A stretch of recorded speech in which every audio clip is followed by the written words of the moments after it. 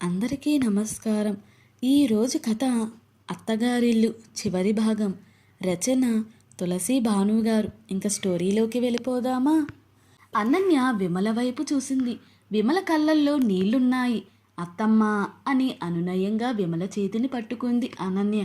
బాధపడకండి అత్తమ్మ అంది అనన్య.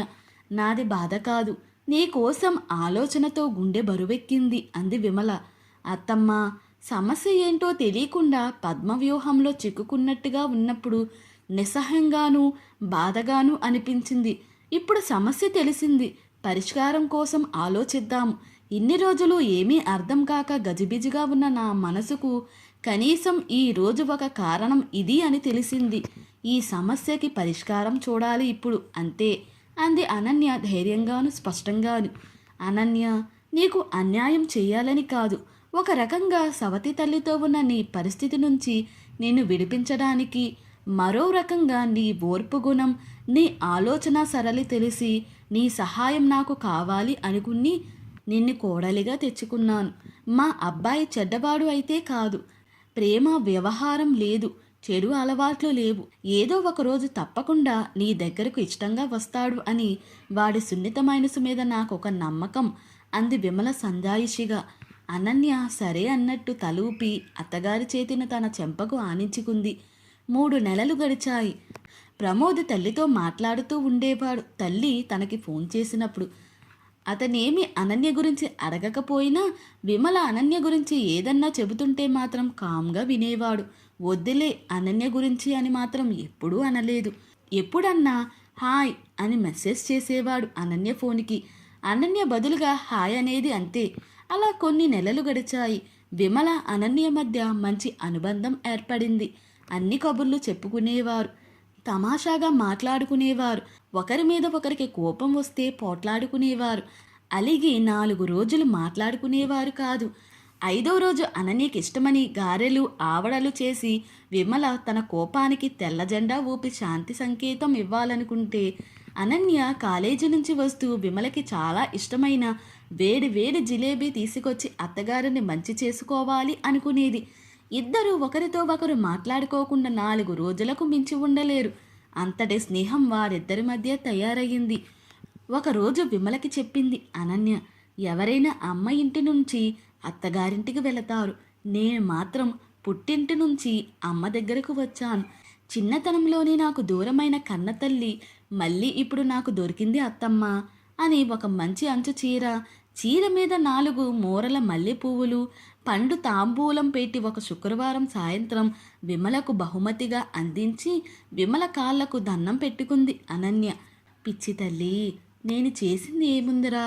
మా అత్తగారు నాతో ఎలా ఉంటుంటే నా మనసుకు ప్రశాంతంగా ఉంటుంది అనుకునేదాన్ను, అలా నేను ఇప్పుడు ఆచరిస్తూ ఉన్నాను, అంతేనమ్మా అంది విమల అనన్యను ఆప్యాయంగా దగ్గరకు తీసుకుంటూ. ఒకరోజు అనన్య లెసన్స్ చూసుకుంటుంది. విమల వచ్చింది అనన్య రూంలోకి. ఇంకా పడుకోలేదా మీరు? నాకంటే అలవాటు, మీ ఆరోగ్యం పాడవదు అంది అనన్య విమలతో. రేపు ప్రమోద్ పుట్టినరోజు తల్లి, సరిగ్గా 12ంటికి ఫోన్ చేసి విష్ చేస్తాను ప్రతి సంవత్సరం.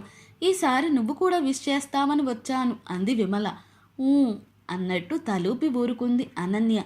అవును, ప్రమోద్కి విష్ చేస్తావుగా అంది విమల. మనస్ఫూర్తిగా విష్ చేస్తాను అత్తమ్మ, విష్ చేసేందుకు నాకేం అభ్యంతరం లేదు అంది అనన్య. 12ంటికి విమల ఫోన్ చేసింది. కన్నా, హ్యాపీ బర్త్డేరా అంది విమల. అటువైపు ప్రమోద్ మాట్లాడుతున్నాడు. ఒక్క నిమిషం నాన్న, అనన్య మాట్లాడుతుంది అని ఫోన్ అనన్యకి ఇచ్చింది.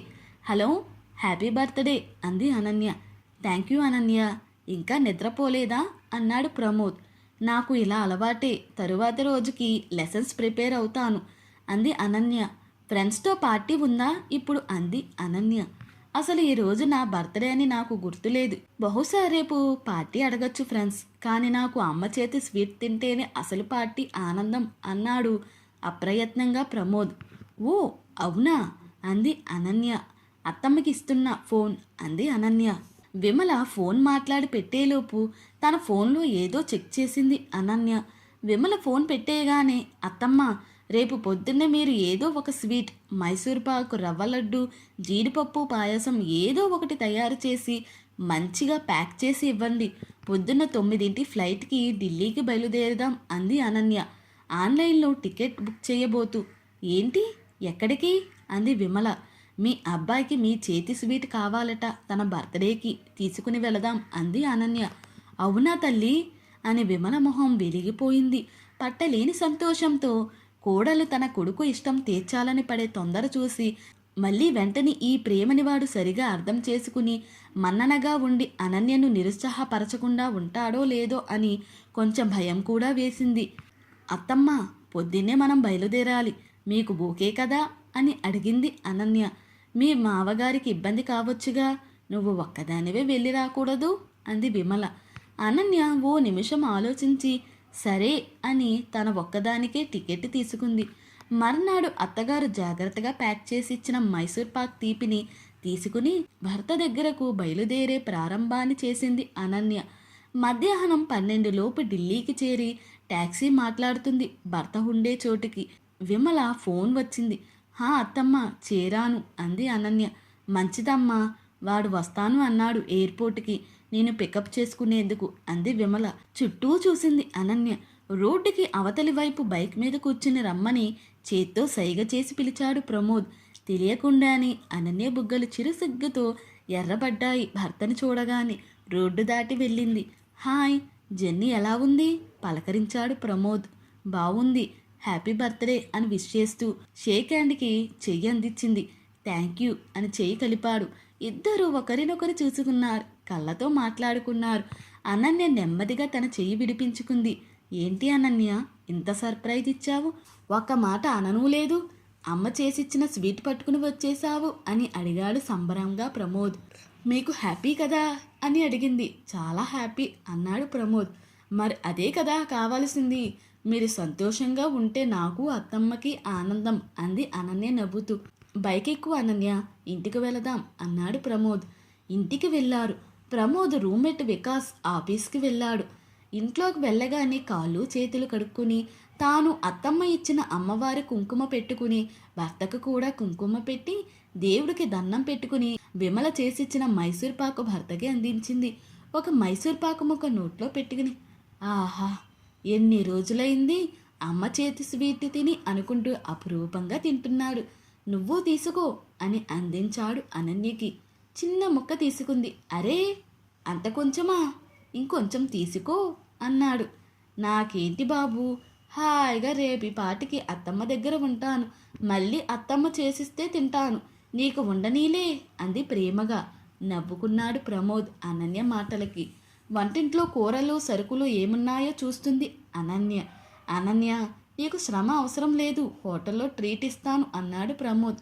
అనన్య ప్రమోద్ని చూసి స్నేహంగా నవ్వి కామ్గా పప్పు కుక్కర్లో పెట్టేసింది. సొరకాయ పప్పుకి, టమాటాలు రసంకి, దొండకాయలు తరిగి స్ప్రింగ్ ఆనియన్స్తో కలిపి కూర తిరగమూత వేసింది. అనన్య చీర కొంగు దోపి చకచక ఇల్లంతా తిరుగుతూ ఇల్లు సర్దుతూ ఒకవైపు వంట చేస్తూ ఒకవైపు అష్టవధానం చేస్తూ ఉంటే మొబైల్లో ఫోటోలు వీడియోలు తీసి తాను ముచ్చటగా చూసుకుంటూ అమ్మకి వాట్సాప్లో పంపిస్తున్నాడు ప్రమోద్. నేను హెల్ప్ చేయనా అని అడిగాడు 2-3 సార్లు. పుట్టినరోజు పాపాయివి, నువ్వేమీ హెల్ప్ చేయనక్కర్లేదు అంది సరదాగా అనన్య. ఇద్దరూ కలిసి కమ్మటి తెలుగింటి భోజనం చేశారు ఢిల్లీలో. అనన్య, అమ్మ చేసి పంపిన స్వీట్ ఎంత బాగుందో, నీ చేతి వంట కూడా అంత కమ్మగా ఉంది, మా అమ్మలా చేసి పెట్టావు అన్నాడు ప్రమోద్ మనసారా అనన్యను మెచ్చుకుంటూ. కాలేజీలో ఎన్నోసార్లు బెస్ట్ లెక్చరర్ అన్నారు, ఒకసారి పురస్కారం కూడా ఇచ్చారు. అప్పుడు అందిన ఆనందానికి రెట్టింపు ఆనందంగా అనిపించింది అనన్యకు.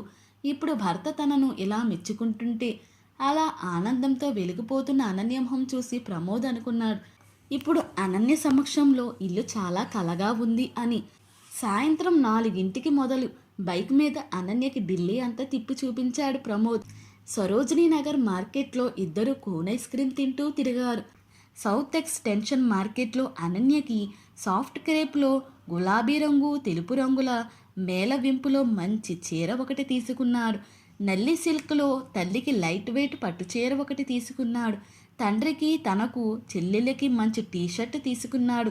చెల్లికి చీరలు ఇష్టముండవు. రాత్రి 9:30కి ఇల్లు చేరారు. వికాస్ వచ్చి ఉన్నాడు. పరిచయాలు పలకరింపులు అయినాయి. సిస్టమ్కి చెల్లెలు సుష్మిత వీడియో కాల్ చేసింది. ప్రమోద్ మాట్లాడాడు. విష్ చేసి కబుర్లు చెప్పి వదిన వచ్చింది కదా అని అడిగింది సుష్మిత అమెరికా నుంచి. బాగున్నావా అంటూ అనన్య పలకరించింది.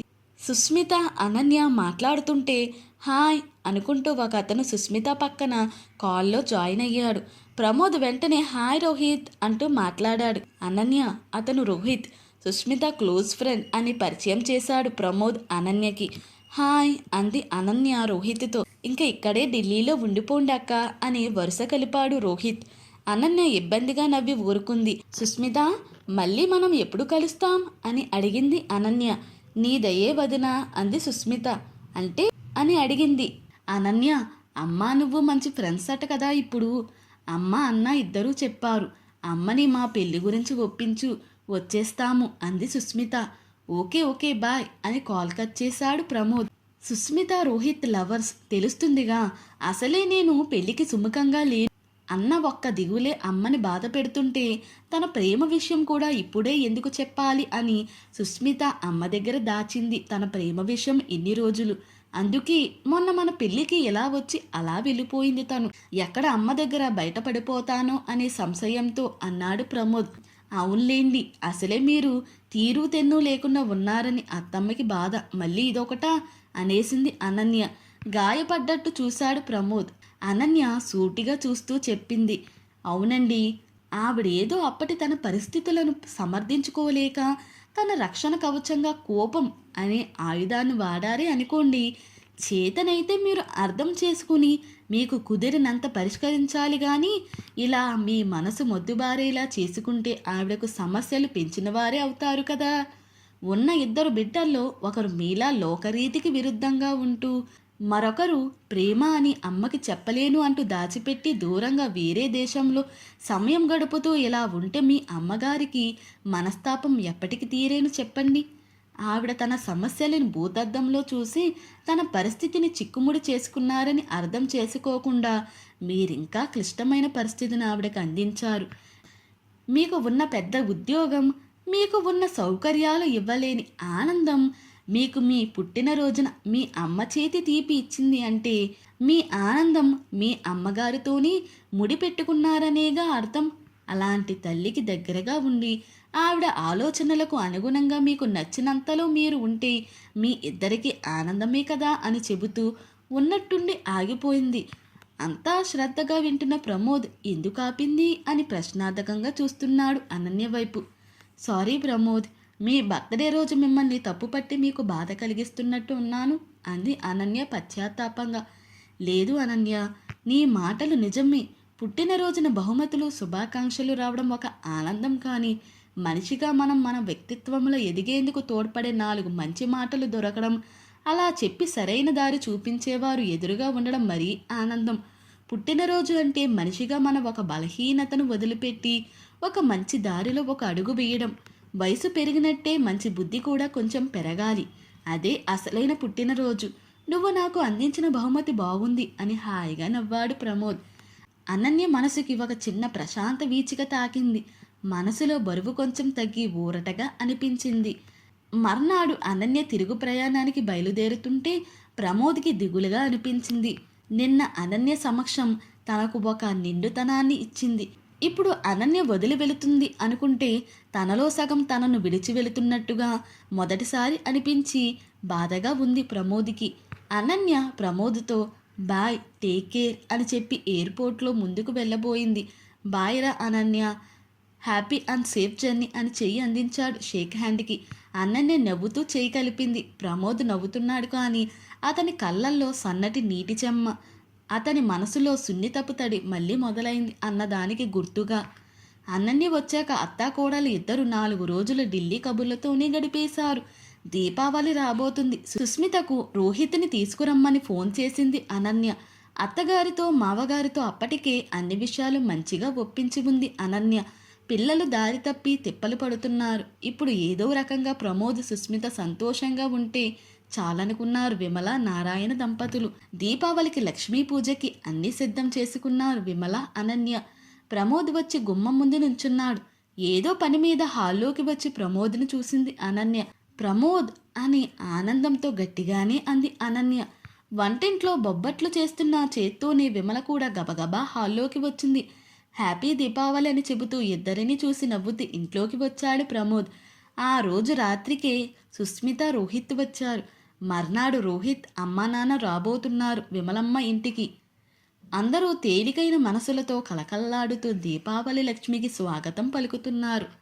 సహనం, సమయం ఈ రెండూ ఇవ్వగలిగితే ఏ బంధమైనా బాగుపడి ఆనందం పొందగలిగే అవకాశం ఉంటుంది. కొత్తగా పెళ్ళైన జంట భార్యకి శారీరక బంధం అంటే తెలియదు, భయం, చిరాకు అని మొదటి రాత్రి ఇది తెలిసిన భర్త కాసేపు బాధపడ్డాడు. తరువాత భార్యతో కబుర్లు చెప్పాడు. అలా ఒకరితో ఒకరు కోపతాపాలు లేకుండా మాట్లాడుకుంటూ నెమ్మదిగా స్నేహితులుగా మారారు. 6 నెలల తరువాత తల్లికి ఒంట్లో బాలేదని తెలిసి కంగారు పడుతూ భార్య బయలుదేరితే కారులో భార్యను పుట్టింటి దగ్గర దించేందుకు భర్త తోడు వెళ్ళాడు. కారులో భర్తకి దూరంగా 4 రోజులు ఉండాలి అని అనిపించినప్పుడు మొదటిసారి దిగులు తెలిసింది. దిగులుతో అతనిని వదిలి ఉండలేనంత దగ్గరితనం తమ మధ్య ఉందని అర్థమైంది. నేను త్వరగానే వచ్చేస్తాను, మీరు నాకు రోజు ఫోన్ చేస్తారుగా అని ప్రేమతో, దిగులుతో అడిగింది. ఆ నిమిషంలో భర్తకి దగ్గరగా ఉండాలన్న ఇష్టం ఆమెలో మొదలైంది. 4 రోజులు బాధ్యతగా తల్లిని జాగ్రత్తగా చూసుకుని తల్లి ఆరోగ్యం కుదుట పడగానే గబగబా ఆగమేఘాల మీద భర్త దగ్గరకు వెళ్ళింది. ఈ 6 నెలలు తానెంత పరిణితి లేకుండా ప్రవర్తించానో తెలుసుకుంది. భర్త సహనం, మంచితనం అర్థం చేసుకుంది. భర్తని అడిగింది, మీరెలా భరించారు నా అమాయకత్వాన్ని అని అడిగింది పశ్చాత్తాపంగా. భార్య అంటే ఒక విషయానికి పరిమితం కాదు, వేరే అన్ని విషయాలు మన మధ్య ముఖ్యమైనవే. నువ్వు బాధపడకుండా ఉండడం నాకు ముఖ్యం అన్నాడు. ఇన్ని రోజులు ఓర్పుగా భరించిన భర్త సంవత్సరం తిరిగేసరికి వారికి ఒక పాప పుట్టింది. సహనం, సమయం అన్నిటికీ పరిష్కారం చూపగలవు. సహనంగా ఉండేవారు ఆడవారిలోనే కాదు మగవారిలోనే ఉంటారు. ఓపికగా బంధాలను సరిదిద్దుకోవాలి. ఇంతటితో ఈ స్టోరీ ముగిసింది. ఈ స్టోరీ కనుక మీకు నచ్చినట్లయితే మరియు నా ఎక్స్ప్లెనేషన్ కనుక మీకు నచ్చినట్లయితే ప్లీజ్ లైక్, షేర్, సబ్స్క్రైబ్.